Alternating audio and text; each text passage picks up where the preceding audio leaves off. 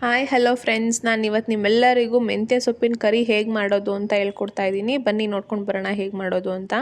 ಮೊದಲಿಗೆ ಒಗ್ಗರಣೆಗೆ ಮೆಂತ್ಯ ಸೊಪ್ಪು, ಈರುಳ್ಳಿ ಮತ್ತು ಟೊಮ್ಯಾಟೊ ಕಟ್ ಮಾಡಿ ಇಟ್ಕೊಂಡಿದ್ದೀನಿ.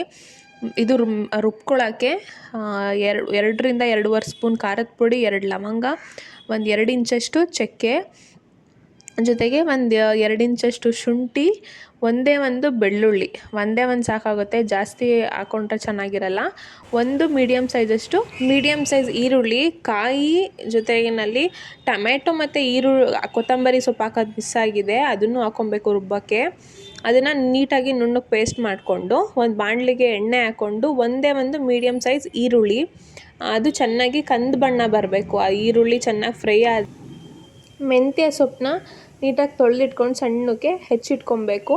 ಇದು ಚೆನ್ನಾಗಿ ಮೆಂತ್ಯ ಸೊಪ್ಪು ಮತ್ತು ಟೊಮ್ಯಾಟೊ ಇದೆರಡನ್ನೂ ನೀಟಾಗಿ ಫ್ರೈ ಮಾಡ್ಕೊಬೇಕು. ಮೆಂತ್ಯ ಸೊಪ್ಪು ಕಹಿ ಇರುತ್ತೆ, ಅದು ಹಸಿ ವಾಸನೆ ಹೋಗೋವರೆಗೂ ಚೆನ್ನಾಗಿ ಫ್ರೈ ಆಗಬೇಕು. ಟೊಮ್ಯಾಟೊ, ಈರುಳ್ಳಿ ಜೊತೆಯಲ್ಲಿ ಮೆಂತ್ಯ ಸೊಪ್ಪು ಇದಿಷ್ಟು ಕೂಡ ಚೆನ್ನಾಗಿ ಫ್ರೈ ಆದರೆ ಒಳ್ಳೆ ಟೇಸ್ಟ್ ಬರುತ್ತೆ ಸಾಂಬಾರು.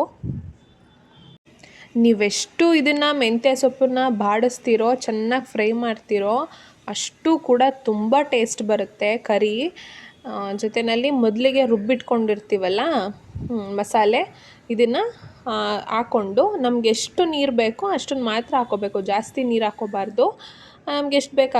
ನಮ್ಗೆ ಎಷ್ಟು ಬೇಕು ನೀರು ಅದಷ್ಟನ್ನು ನೀರು ಹಾಕ್ಕೊಂಡು ಚೆನ್ನಾಗಿ ಕುದಿಸ್ಕೊಬೇಕು.